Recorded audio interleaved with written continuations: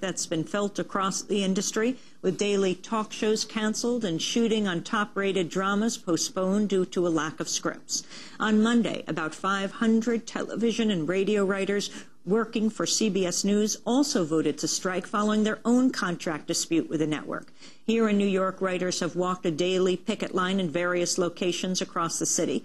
Democracy Now! Went to Sony Plaza yesterday and spoke to some of the writers on strike. We are striking because of the situation with digital rights, digital platforming.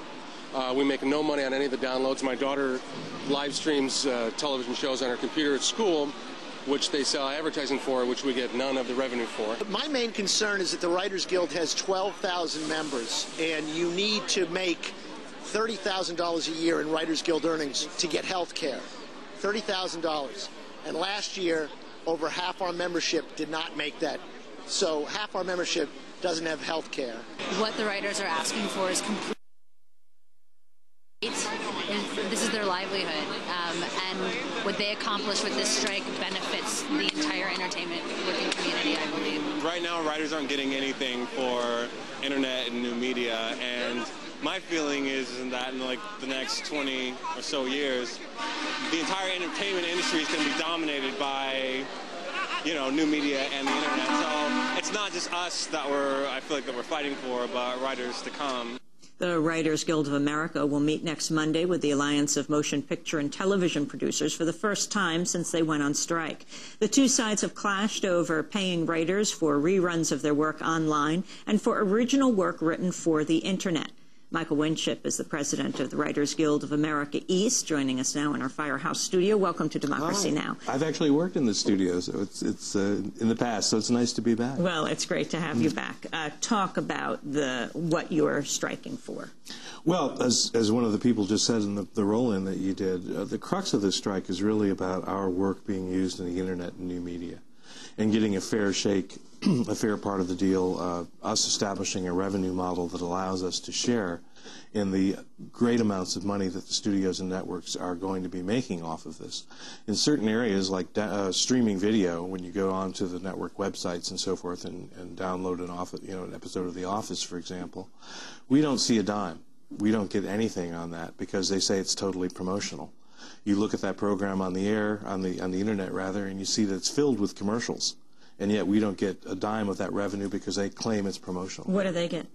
They get at least, I believe it's a 70-30 split, with the network receiving the 70%. Depends on who actually gets the advertising that is used on the site, but they get a big chunk of it.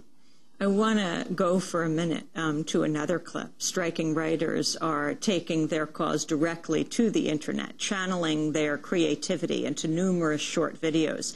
On YouTube, the most popular of these videos is produced by a writer of Comedy Central's popular satirical program, The Daily Show with Jon Stewart. It's called Not The Daily Show with Some Writer. Hello, and welcome to what is obviously not The Daily Show. I'm obviously not Jon Stewart. I'm Jason Ross, one of the show's 14 writers. Our top story, really our only story, the ongoing writers' strike, which began last Monday after talks broke down between writers, seen here working slavishly for your entertainment, and media company CEOs, captured here in their natural habitat.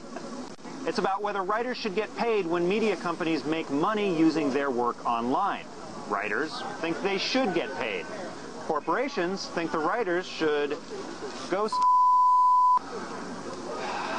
and I gotta say they have a point. I mean, this is the internet. It's not about money. Online, you know, intrinsic worth is measured in things like number of tears shed over Britney Spears by a heartbreakingly gay teenager. Leave Britney alone! And while we're sad over this state of affairs, we're clearly not that sad. Besides, media conglomerates say it's too soon to put a dollar value on internet content. They say what's that? Viacom is suing YouTube for $1 billion for using its content online? I can't even believe it. Unless there's some sort of Daily Show-style montage. Viacom, the parent company of Comedy Central, has sued YouTube for over $1 billion. $1 billion lawsuit. $1 billion for copyright infringement. A whopping $1 billion. $1 billion Clash of the Titans. More than $1 billion. Saying, hey, you can't put our stuff out there for free.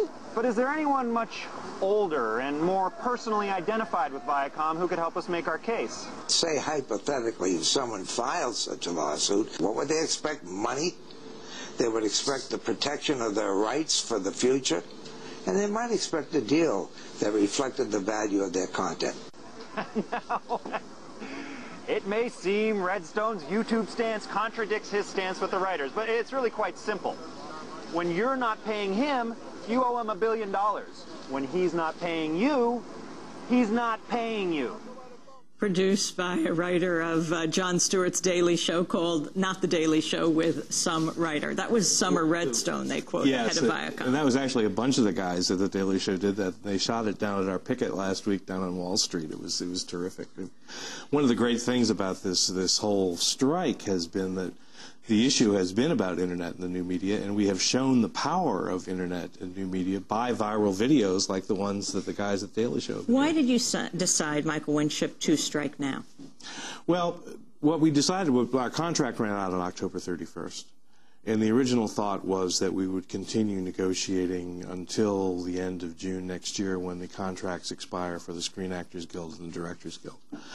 But working in conjunction with those other unions, working together, we determined that it would make more sense for us, that our power would be more effective if negotiations failed, to go out when we went out, which was right at the beginning of November.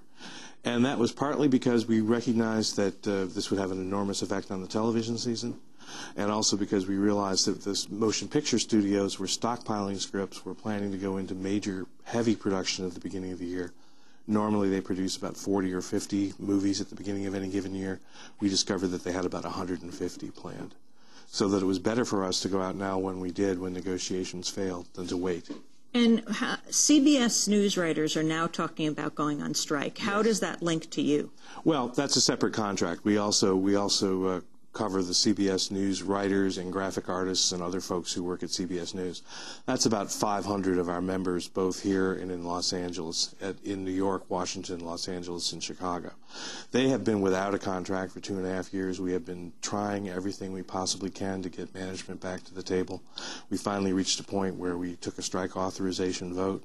We announced the results of that vote on Monday. It was an 81% vote. About 70-75% of the membership voted. And now we hope that this will send a strong enough message to management to get them back to the bargaining table. But if we don't get a fair and respectful contract, if we don't make some progress, we're prepared to walk. And CNN? Non-union? CNN is non-union, yeah. What about, we also cover ABC News, and NBC is covered by a separate union. And what's happening with NBC?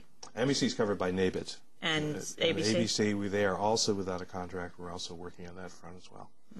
And Broadway shows in New York that have gone dark. What's their connection? That's Local 1 with IATSE. Totally separate union, but we have been in quite vocal support of their strike against the Broadway theaters. What has most surprised you in this strike? Well, I was around for the 1988 strike, which was a 5-month strike, a very long, very difficult, very bitter, and acrimonious strike. This time, the support and solidarity of the membership is much, much stronger than any of us thought it would happen. I mean, it's been extraordinary. And part of that has been the strength of people who are called the showrunners. These are people who are both writers and producers, who have their writing and editorial duties on a program, but also have production duties.